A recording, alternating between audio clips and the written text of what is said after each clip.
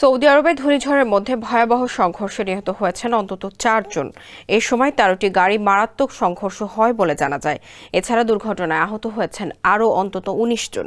শনিবার গালফ নিউজের এক প্রতিবেদনে এ তথ্য জানানো হয়েছে। প্রতিবেদনে বলা হয়েছে, সৌদি আরবের রাজধানী রিয়াদের আল রায়ান ও আসির প্রদেশের বিসাকে সংযুক্তকারী একটি সড়কে এই দুর্ঘটনা ঘটেছে। রিয়াদের সড়ক নিরাপত্তা বাহিনী জানিয়েছে, ধূলিঝড়ের কারণে আল রায়ান সড়কে 13টি গাড়ি ঘটনার কবলে পড়েছে। এতে 4 জন নিহত সহ বেশ কয়েকজন আহত হয়েছেন। তাদের মধ্যে কয়েকজনের হাত পা ভেঙে গেছে এবং রক্তপাত হয়েছে। এছাড়া বাকিরা অল্প আঘাত পেয়েছেন।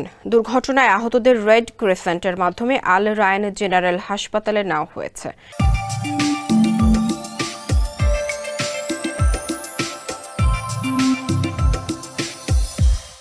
এর মধ্যে 7 জনকে এখনো হাসপাতালে চিকিৎসা দেওয়া হচ্ছে।